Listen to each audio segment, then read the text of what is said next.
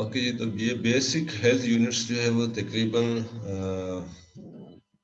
अगर हम सिटीज़ की बात करें तो सिटीज़ में 5 से 6 बेसिक हेल्थ यूनिट्स मौजूद होते हैं एक टाउन में।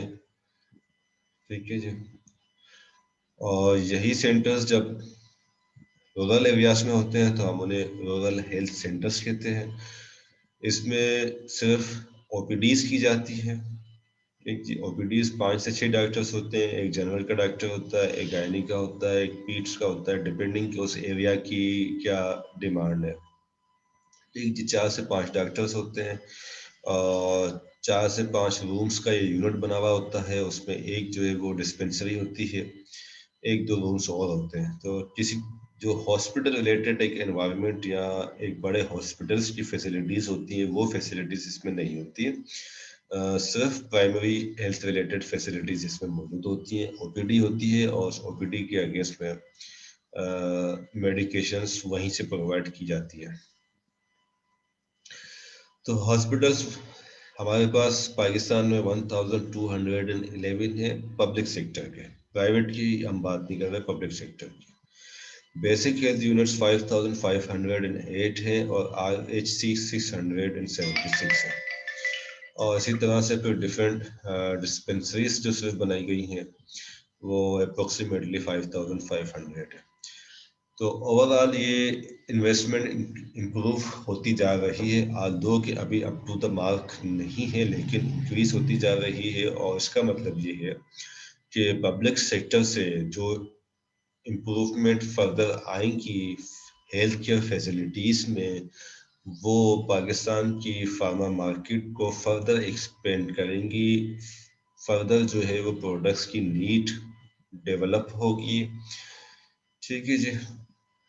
तो इस तरह से ये एक्सपेंड होगी हमारी मार्केट फर्दर। ओके जी, लाइफ एक्सपेक्टेंसी क्या है जी? लाइफ एक्सपेक्टेंसी हमारे पास कितनी लाइफ एक्सपेक्टेंसी है? यूसुफ सलीम।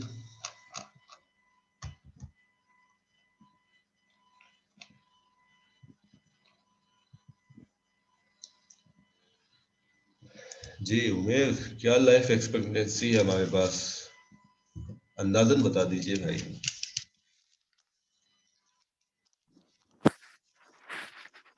आइडिया नहीं सर।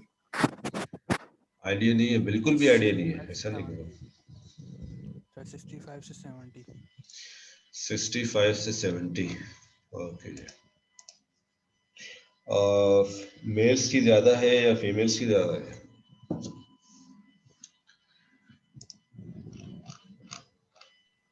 फीमेल्स की ज़्यादा है। फीमेल्स की ज्यादा है। ओके जी।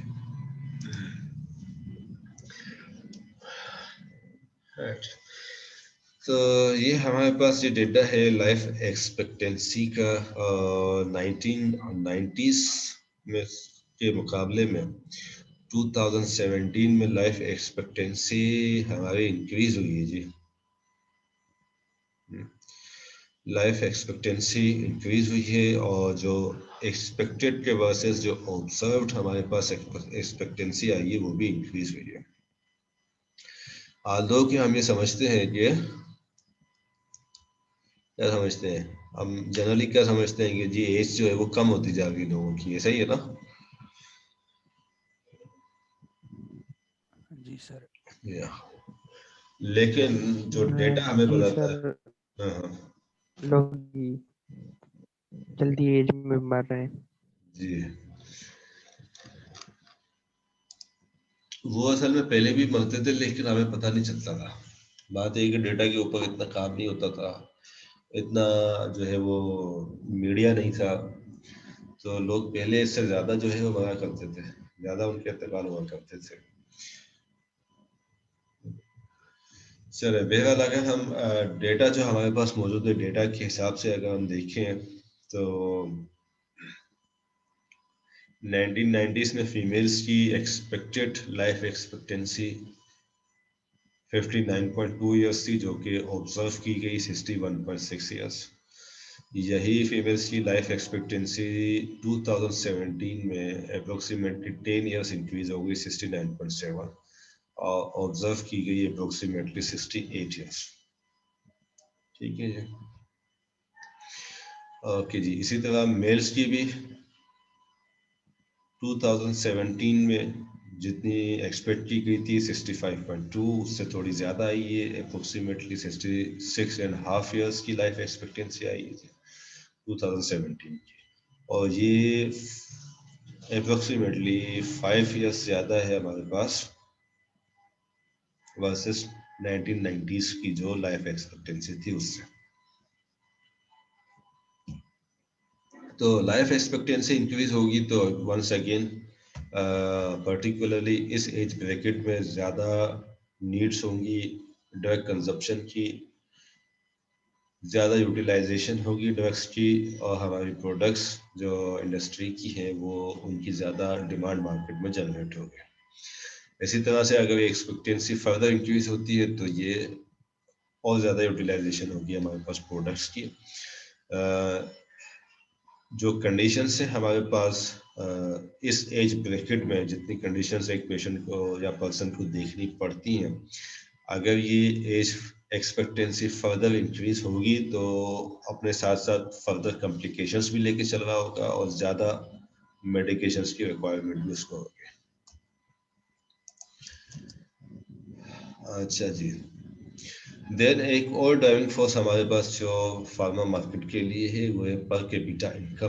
पर कैपिटा इनकम हमारी पर कैपिटा इनकम अगर पर पर्सन इनकम इंक्रीज होगी तो उसका जो बजट है पर पर्सन का मेडिकेशंस के लिए वो बजट उसका इंक्रीज होगा, एक्सेस इंक्रीज होगी फार्मा मार्केट तक एक कंज्यूमर की और कस्टमर की, और अल्टीमेटली यूज ऑफ ड्रग जो है वो इंक्रीज हो जाएगा। ठीक है, तो 2000 में जो ये $503 पर कैपिटा इनकम थी, ये पर कैपिटा इनकम इंक्रीज होके 2017 में $1629 तक आ गई थी। तो ये ट्रेंड हमें पर कैपिटा इनकम का भी एक जो है वो एक अच्छा साइन है हमारे पास, ये ट्रेजेक्टरी है ऊपर की साइड पे जा रहा है ये ग्राफ।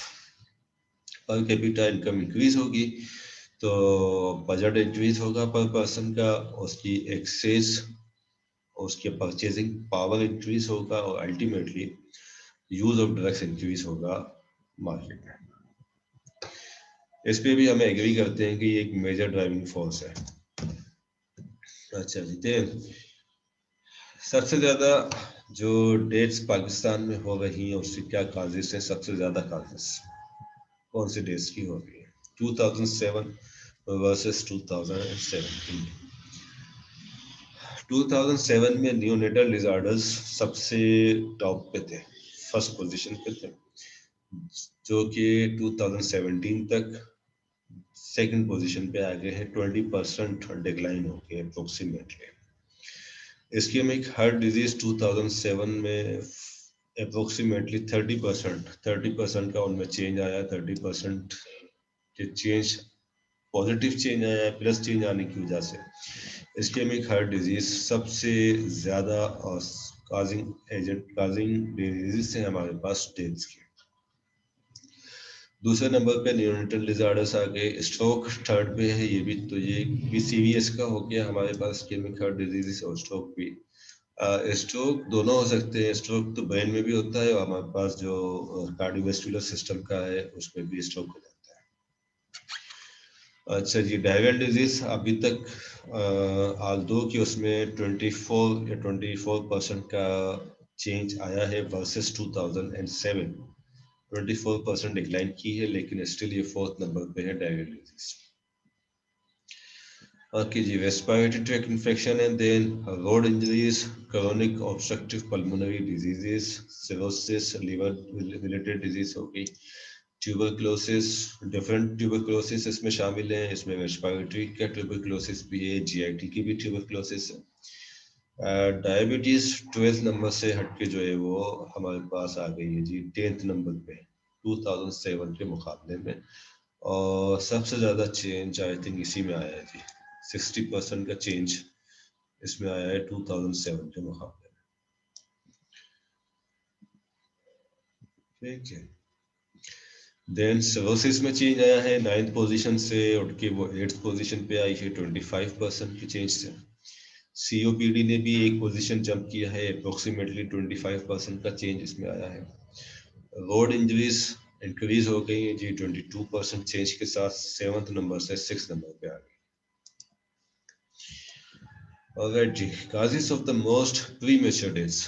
प्रीमेच्योर डेथ्स कौन सी आई? हाँ सर, रोड एक्सीडेंट हो गया। ओके, लेकिन किसको कहेंगे, किसको कि हम प्रीमेच्योर डेथ होती क्या है सिर्फ?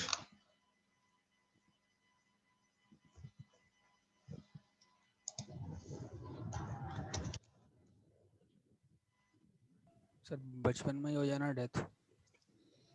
बचपन में ही हो जा रहा, ठीक है, आप तकरीबन करीब पहुंचे हैं। जो हमने लाइफ एक्सपेक्टेंसी की जो बात की थी ना, लाइफ एक्सपेक्टेंसी की, उसमें हमने एक एवरेज एज की बात की, यानी कि लाइफ एक्सपेक्टेंसी या एवरेज एज हमें बताती है कि पॉपुलेशन की जो एवरेज एज है वो क्या चल रही है।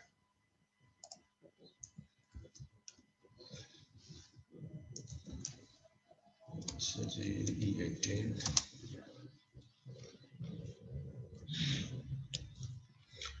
एक मिनट आप वेट कीजिए, मैं बताता हूँ।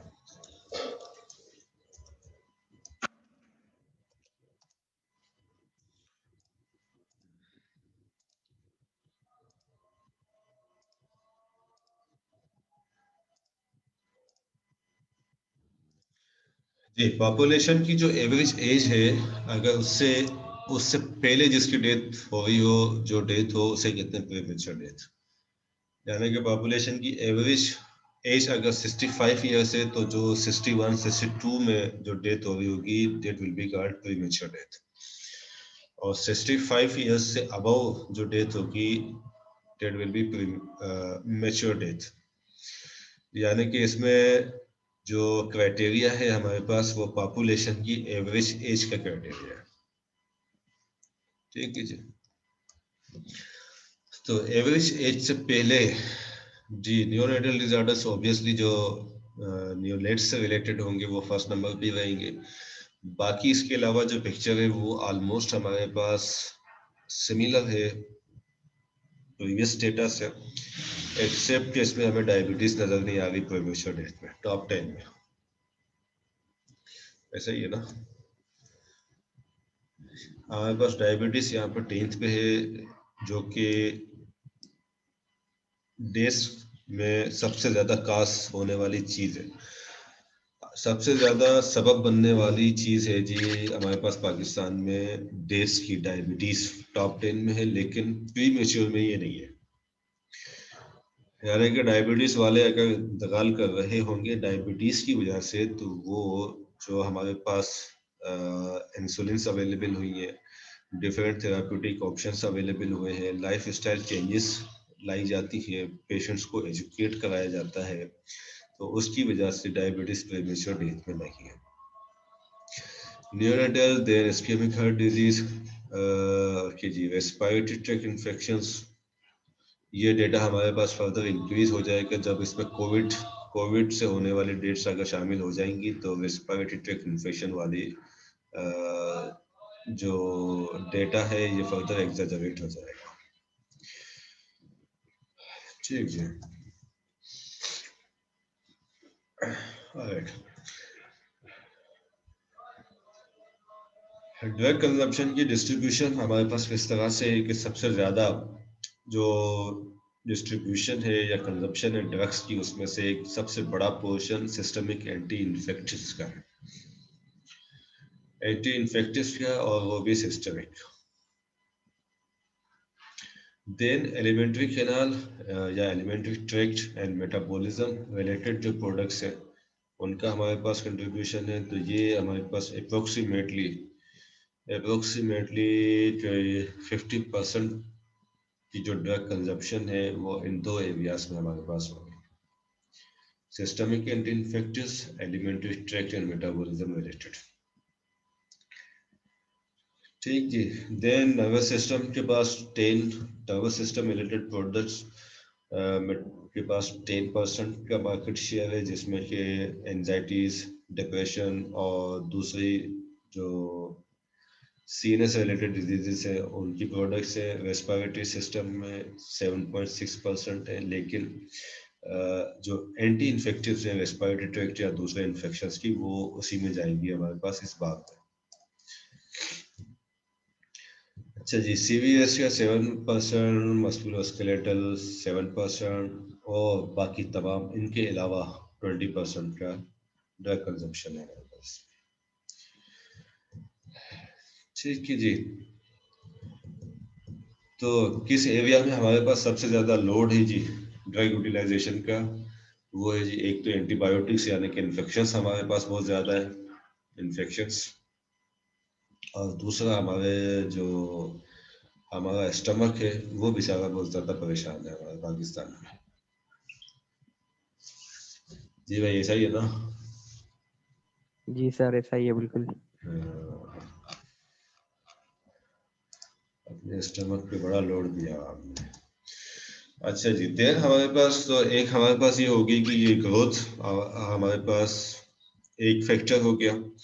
अच्छा, ग्रोथ के बाद एक एज डिस्ट्रीब्यूशन हो गई, डेथ का जितना बर्डन है, डिजीज बर्डन है, उनकी सीवियरिटीज है, एक वो हमारे पास फैक्टर हो गया। अच्छा जी, एक हमारे पास चीज है जी research. Major drivers of expansion in Pakistan, एक फैक्टर है हमारे पास रिसर्च का। अनफॉर्चुनेटली हम इसमें बिल्कुल है अंडा, इसमें है हमारे पास अंडा, 0 पे खड़े हुए हैं हम इसमें जी। तो 1465 अप्रोक्सीमेटली जो एक्टिव मॉलिक्यूल्स है पाकिस्तान की फार्मा मार्केट में सेल किए जाने वाले, मैन्युफैक्चर किए जाने वाले, उनमें से कोई एक सिंगल मॉलिक्यूल भी पाकिस्तान में होने वाली रिसर्च का नतीजा नहीं है। Not a single molecule. अच्छा जी, इवन के पाकिस्तान में कोई भी एफडीए और डब्ल्यूएचओ स्टैंडर्ड की लैब नहीं है। ये कौन सी लैब की बात हो रही है?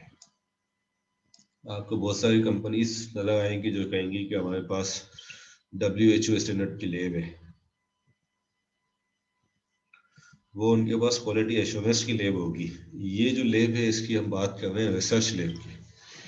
पाकिस्तान में including not only pharmaceutical industries बल्कि इंस्टीट्यूशंस जो हमारे पास, यूनिवर्सिटीज के पास भी रिसर्च के पॉइंट ऑफ व्यू से जो हम मास्टर्स या पीएचडीज वगैरह कराने के लिए भी जो रिसर्च लैब्स हैं वो भी उनके क्राइटेरिया को एग्जैक्टली मीट नहीं करती, सिवाय चंद एक के अगर केयू में कोई पंजवानी या इस तरह की कोई लैब हो या पंजाब में कोई हो तो हो। अदरवाइज जो जनरल हमारे पास पिक्चर है जो कि हमें 90+% का आइडिया दे सके वो ये है कि जी हमारी कोई कंट्रीब्यूशन इसमें नहीं है रिसर्च में। तो ये कंट्रीब्यूशन ना होने के बावजूद हमारी मार्केट एक्सपेंड कर रही है। अगर इस साइड पर भी काम हो तो ये फर्दर एक्सपेंड करेगी, इसका फर्दर हमें फार्मा मार्केट का एडवांटेज मिलेगा। सारे मॉलिक्यूल्स हम बाहर से लाते हैं, बाहर की इजादात हैं, बाहर से लेकर आते हैं। अगर यहाँ पर मैन्युफैक्चरिंग उनकी हो, यहाँ पर उनकी इनोवेशन हो तो इसका एक एक्स्ट्रा एडवांटेज हमें फार्मा मार्केट में मिलेगा। अच्छा जी, देन जो एक्सपेंशन में रोल प्ले कर रहा है जी वो है हमारा मीडिया, क्योंकि continuously various forms of media पर हमारी जो एक्सेस है पॉपुलेशन की वो इंक्रीज होती जा रही है। ये एक्सेस ग्रो कर रही है और फर्दर स्प्रेड होती जा रही है। अप्रोक्सीमेटली 2/3 ऑफ द पॉपुलेशन जो है वो टीवी देखती है फ्रिक्वेंटली, राइट। और सेल फोन्स 2000 में जो पॉपुलेशन 5% का डेटा था सेल फोन यूजेज का, वो 2013 तक 53% तक आ चुका था। ऑब्वियसली 2020 तक ये 60 या 65% जो है वो क्रॉस कर चुका होगा इस फिगर्स को देखते हुए। सेल फोन और टीवी का यूज इंक्रीज हुआ है। सेल फोन का यूज इंक्रीज होने की वजह से इंटरनेट तक एक्सेस जो है वो एक बड़ी इनॉर्मस किस्म की एक्सेस इंटरनेट तक हुई है। पॉपुलेशन मीडिया को यूज करते हुए जब उसकी एक्सेस इंफॉर्मेशन तक बढ़ी है तो ये हमारे जो कंज्यूमर्स हैं they become more conscious of their health needs. Different diseases के बारे में उनको इन्फॉर्मेशन मिलती रहती है। डिफरेंट साइन एंड सिम्टम्स के हवाले से उनके सामने कभी टीवी पर या इंटरनेट पर प्रोग्राम्स आते रहते हैं जिसके नतीजे में उसको वो फर्दर एक्सप्लोर करना चाहते हैं। आजकल लोग खुद से देखना चाहते हैं कि जी उनको जो डिजीज हुई है उसकी क्या कंडीशंस है, क्या उसकी रिक्वायरमेंट्स हैं, क्या उनकी मेडिसिन्स होनी चाहिए, किस तरह से उनको मैनेज करना चाहिए। तो ये इस इंफॉर्मेशन तक जब एक्सेस उनकी इंक्रीज हुई है तो पॉपुलेशन ज़्यादा कॉन्शियस हो जाती है अपनी हेल्थ नीड्स के बारे में। जब अपनी हेल्थ नीड्स के लिए पॉपुलेशन ज़्यादा कॉन्शियस हो जाएगी तो वो ज़्यादा मूव करेगी उन नीड्स को मीट करने के लिए, अपनी एलिमेंट्स को ट्रीट करने के लिए, जिसके नतीजे में प्रोडक्ट्स की यूटिलाइजेशन हमारी इंक्रीज होगी। ओके जी, इसके साथ साथ नॉन एलोपैथिक से एलोपैथिक मेडिकेशंस की तरफ जो पॉपुलेशन है वो हमारी स्विच होती जा रही है।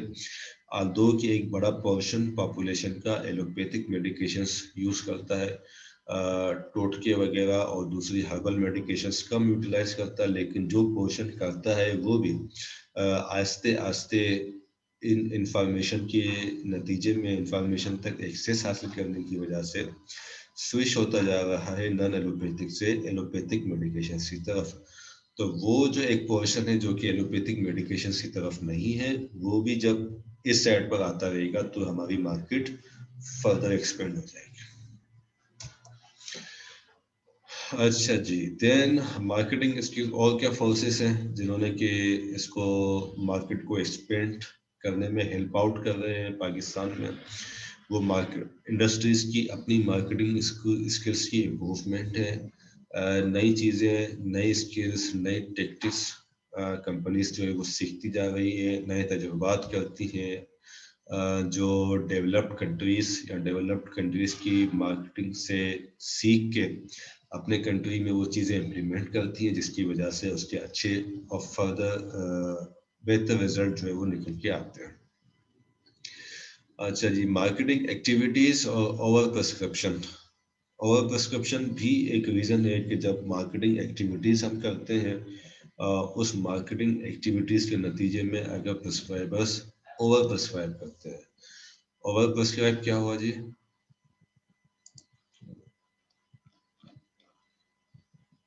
सर नीड नहीं थी ऊपर भी प्रिस्क्रिप्शन जनरेट कर दी। जी हाँ, विदाउट नीड, विदाउट इंडिकेशन अगर उसको प्रोडक्ट प्रिस्क्राइब कर दी जाए बगैर इंडिकेशन की, या जहाँ उसको सिर्फ 5 दिन की थेरापी की जरूरत है तो उसको 10 दिन की थेरापी जो है वो दे देना, इस तरह से ओवर प्रिस्क्रिप्शन। तो मार्केटिंग एक्टिविटीज पाकिस्तान में जहाँ पर्टिकुलरली अनएथिकल मार्केटिंग एक्टिविटीज होती है या एथिकल मार्केटिंग एक्टिविटीज का एक प्रॉपर डिसीजन नहीं लिया जाता, वहाँ पर एक प्रेशर जनरेट होता है प्रिस्क्राइबर के ऊपर, एक साइकोलॉजिकल प्रेशर उसके ऊपर जनरेट होता है कि जी इस कंपनी ने चूंकि मुझ पे ये एक्टिविटी की है या ये बेनिफिट मैंने कंपनी से हासिल किया है तो मैंने इस कंपनी को बिजनेस देना है, राइट। अब उसकी अपनी प्रैक्टिस में अगर उस प्रोडक्ट का बिजनेस नहीं बन रहा या नंबर वो अचीव नहीं कर पा रहा तो वो ओवर प्रिस्क्राइब करता है। ओके जी, इसके साथ साथ सेल्फ मेडिकेशंस का यूज़ इंक्रीज हो रहा है जी। जैसे इंटरनेट पे लोगों की एक्सेस इंक्रीज हो रही है, लोग खुद से चीज़ें जो है वो गूगल कर देते हैं, पर उनको जिस तरह की भी इंफॉर्मेशन कैसी भी मिल जाए उसको बगैर इवेलुएट किए हुए और बगैर एनालिसिस किए हुए उस पर अमल भी करने लगते हैं, जिसके नतीजे में एक और फैक्टर निकल के आता है सेल्फ मेडिकेशन का, जो कि अच्छा भी है और बुरा भी है।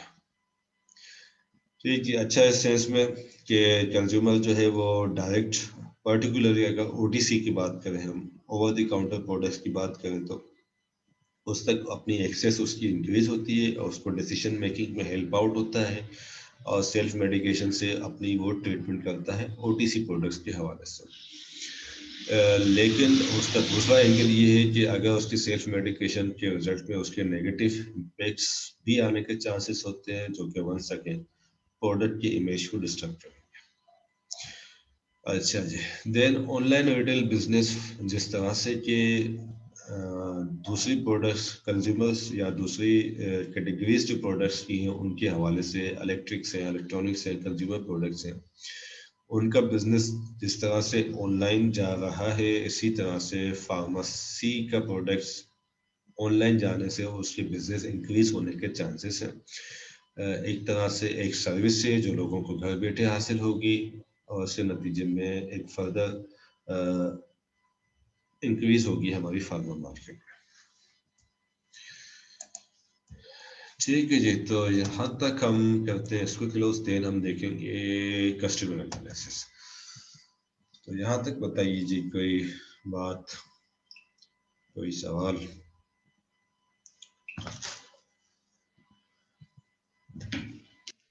नहीं सर, कोई सवाल नहीं है।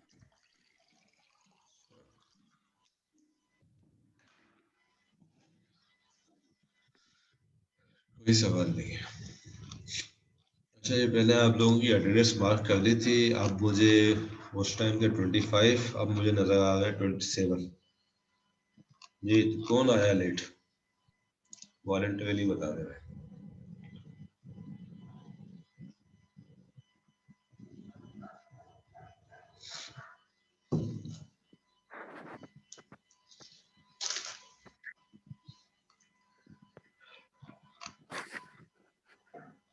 जी उमेद, आप कुछ कह रहे हैं?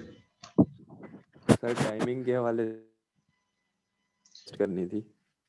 टाइमिंग के हवाले से रिक्वेस्ट करनी थी, बोले। सर ये 9 की बजाय अगर आप 10 बजे कर लें क्लास अपनी। भाई 9 बजे की तो मेरी क्लास होती ही नहीं है, वो तो प्रीवियस वीक की हमारी रह गई थी तो उसको कंपनसेट करने के लिए किया है। मतलब नेक्स्ट टाइम तो नहीं होगी ना सर? नेक्स्ट टाइम अगर आप कहेंगे तो हो जाएगी। अल्लाह ना करे। अच्छा, वो क्यों भाई? 9 बजे ऐसा क्या है? 9 बजे ऐसी क्या खास बात है? सर लाइट का इशू होता है। लाइट का इशू होता है? अच्छा, सर्दी नहीं होती?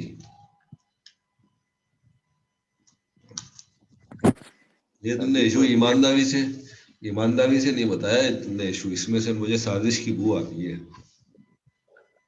सर साजिश क्या हो सकती है? हाँ, ऐसे नींद भी डिस्टर्ब होती है और लाइट भी नहीं होती तो। हाँ, अब आए ना तुम आहिस्ते आहिस्ते सही बात की तरफ। जी भाई, नेक्स्ट वीक नहीं नहीं करेंगे, बस चले, आपकी ये डिमांड हमने पूरी कर दी। Thank you sir. अच्छा, नेक्स्ट वीक आपका क्विज करेंगे हम, लेकिन सही है जी। इंशाल्लाह। तो नेक्स्ट वीक ट्यूसडे को आपका क्विज हो जाएगा। कहाँ तक हो जाएगा जी? यहाँ तक हो जाएगा। सही है, यहाँ तक ये निशान मार दिया। सर और क्विज किस पे होगा, एलएमएस पे होगा या?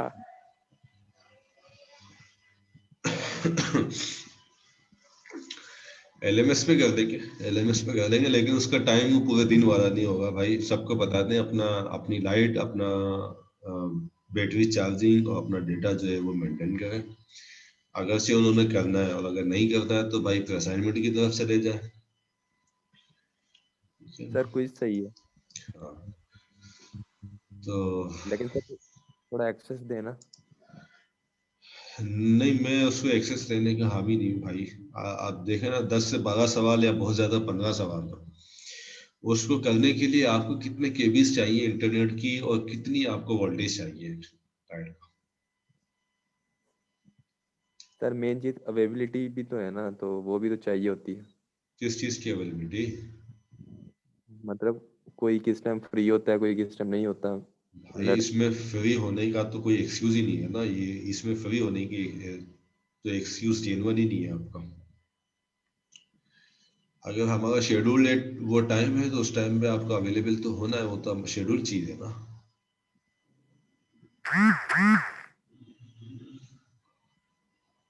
उसमें आप ये नहीं ओके कह सर, सकते। हाँ जैसे आपको मुनासिब लगे सर। जी। मतलब ये आपका एक्सक्यूज बनता है कि जी इंटरनेट इलेक्ट्रिसिटी, ये एक्सक्यूज तो बनता है, लेकिन जो हमारी क्लास की टाइमिंग्स है उस पर आप कहेंगे मैं अवेलेबल नहीं हूँ, तो फिर तो बंदा बोलेगा अच्छा सर आपकी मर्जी में सर कब वही इशू कब आता टाइम है दे कि वो सकते हो। नेट का ना होना, या बाजों का तो पैकेज तो होता है लेकिन सिग्नल ही काम नहीं कर रहे होते। जी भाई, मैं आपसे वही लास्ट वीक से यही अर्ज करता हुआ आ रहा हूँ कि अगर ये चीज आपके ऊपर इम्पोज कर दी जाए ना कि भाई 15 मिनट का डेटा 15 सवालों के लिए और 15 मिनट की बैटरी, चाहे आपके लैपटॉप की हो या उसकी हो, और 15 मिनट के लिए सिग्नल, तो ये मैनेज हो सकता है चाहे इम्पोज कर दिया जाए आपको। अगर ऑप्शंस दिए जाए तो फिर ये नहीं हो पाती चीज। ये तो वन, लेकिन उसके बावजूद भी मैं आपसे ही कह रहा हूँ कि ठीक है जी, अगर आपने नहीं करना क्विज होगा तो इस चीज पे होगा, नहीं होगा तो फिर आप असाइनमेंट कर लें, पूरा हफ्ता ले लेना, फिर पूरे दिन के क्या करें, पूरा हफ्ता लेके काम करें असाइनमेंट, फिर क्विज ना करें। लेकिन क्विज करें तो फिर थोड़ा सा उसको तरीके से करें।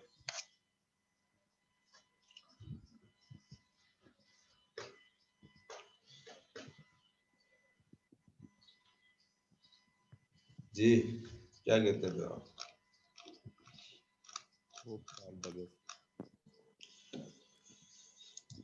चलिए ठीक, फिर भी आपके पास आज का दिन है, आप उसको सोच लें, आज कल भी बल्कि हमारी क्लास है ना, उसमें आप बता दीजिएगा। अगर आप समझते हैं कि क्विज आप 1 मिनट के अंदर नहीं मैनेज कर सकते तो वो भी आप मुझे बता दें, मैं आपसे जबरदस्ती नहीं कराऊंगा भाई।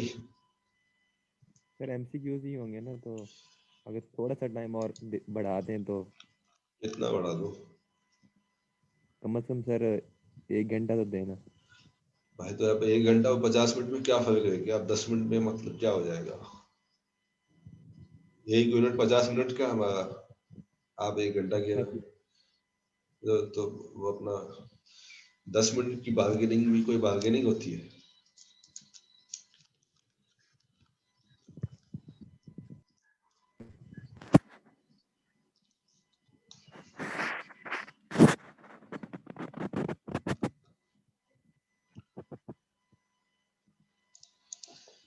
चलिए जी, तो हम आगे चलते हैं, या इस सेशन को हम यहाँ पर जो है वो स्टॉप करते हैं, 5 मिनट का ब्रेक लेते हैं, तो नेक्स्ट हम सिर्फ एक सेशन कर लेंगे 40 मिनट्स का, उसमें हम नया टॉपिक स्टार्ट कर देंगे कस्टमर एनालिसिस का। तो नॉट एग्जैक्टली वो नया तो नहीं होगा, हमारे मार्केट एनालिसिस का ही एक पोर्शन है, 3 C's, जिसमें कस्टमर एनालिसिस, कंपनी एनालिसिस और कंपटीटर एनालिसिस है। ठीक है जी, तो उसमें से हम आज कस्टमर एनालिसिस देख लेंगे नेक्स्ट सेशन में 5 मिनट के ब्रेक के बाद। सही है जी? जी सर ठीक है। ओके जी।